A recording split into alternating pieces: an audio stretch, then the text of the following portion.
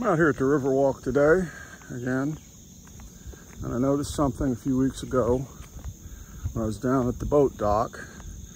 I sitting looking at the water going by, and I spat into the water, just a tiny droplet, like so. And when the droplet hit the water, I noticed ripples. Well, to my amazement, the ripples grew and traveled down the river. And when they were 20 feet down the river, they were still visible and growing larger and larger than they had been when they had first formed from the spit. So anyway, after giving it some thought, I began to realize what was happening was that the energy from the spit was combining with waveforms that were already present in the water. You could call it sympathetic resonance.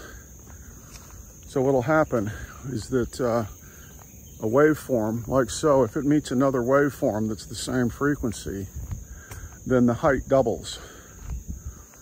And this is a common occurrence in nature. But anyway, you can apply this idea to a lot of different things. For example, scientific experiments have been conducted with animals, animal memory. There's one having to do with, I think, wolves. But I'll use the one that was done with rats. And what happened was that the rats were fed a cheese that was scented with a rose perfume, oil. And they liked it, they ate it, they were attracted to it. But after that, when they were fed the same scented cheese, they were electrically shocked. And each time after that they tried to eat it, because I suppose they weren't being fed anything else, they were also electrically shocked. So what they found was that those rats, when they reproduced, immediately the descendant was separated from the parent and allowed to mature separately. And what they found was that the aversion to that scent lasted for 7 generations. Now, some would immediately assume that this storage of information was genetic, which we like to do that from a sort of reductionist, materialist point of view. But there may be other far more subtle forces at work in the universe than can be explained through genetics. For example, trees. Like, how do trees know not to grow into each other? It's like, well, you could say it's genetic, but genetic doesn't, genes don't necessarily have eyeballs and can't see the other tree. So in this case, it could be something a bit more like electromagnetic fields, for example. So anyway, when it comes to time, and if you think of the river that I spat in as time is flowing this way. So you add one action into the stream of time. Say it's an aggressive action. Well, what will happen is that energetically, that action will resonate with previous actions that are coming forward in time. So, for example, an act of war could resonate with all the violent wars that came before, ancient Rome and so on. And they just become added to. So, this is something to think about, because what will happen in this stream of time and with the organism itself, because essentially we're not different from the rats in that sense. So the rat can be conditioned to have a certain reaction to something, which will last for 7 generations. But we can also store responses for 7 generations or more. Because if the, for example, violent acts are continued generationally, then before you know it, it's not 7 generations. It's far more than that is carrying forward these tendencies. So anyway, you might wonder about ripples, how far do they extend? And unfortunately, at least in water, ripples go on forever. So they diminish in size, but they never stop. So just like mathematically, you can subtract a number in half, subtract that in half. You can keep going forever. You never reach 0. You continue to bisect in halves. So the same thing happens with water, and there are recent research into water having memory. Water is on the drawing board for use as a memory storage method for computing, which they think might be basically the ultimate memory storage. So anyway, here we live on this earth with our thought, our action, our emotion, propelling itself forward. Thought and emotion propelling itself forward through action.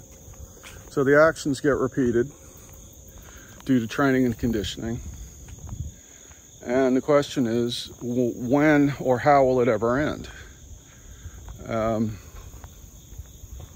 Luckily, as in the stream or the river, the ripples in the river do go on forever, but they don't go on to the shore.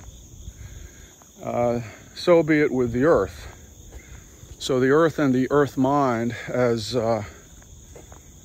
you might term human thought, ends at space. So if there are other beings that come here, they don't necessarily want to get tangled up in that.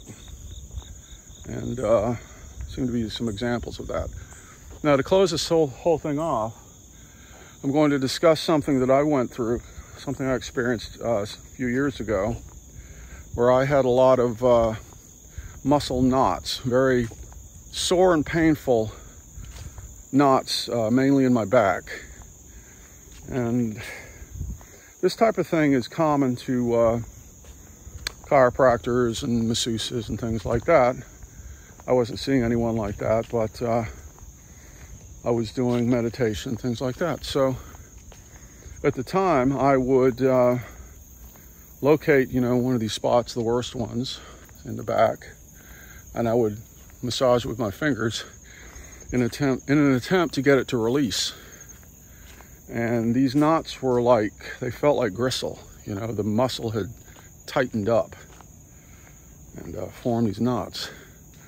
So anyway, squeezing on these knots and trying to get them to release in a very quiet, meditative environment, what I found was that when the knot was ready to release, I would remember the event that had caused it to form in the first place.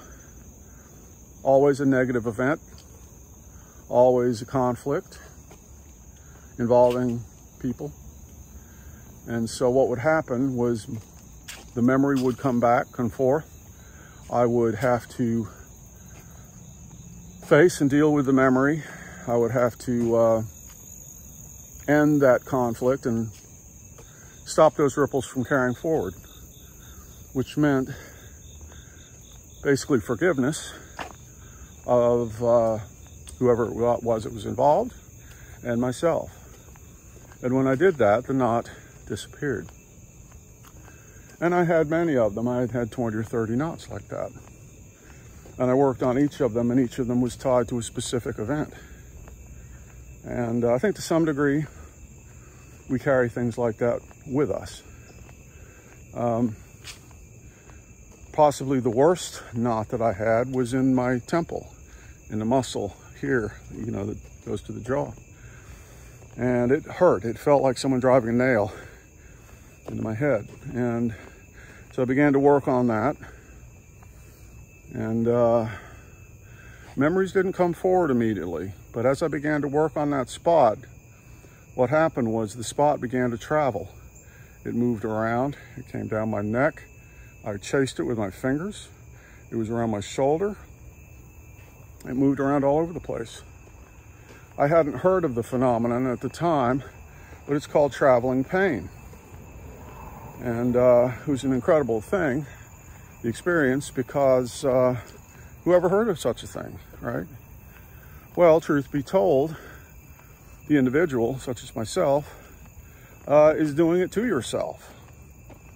Perhaps it was a collaboration, perhaps you had help from other people involved in conflicts and violence and aggression.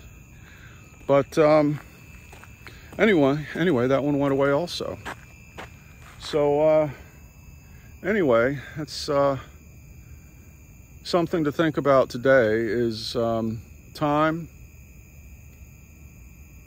ripples, the Earthmind, aggression, and where it leads and how we carry it forward.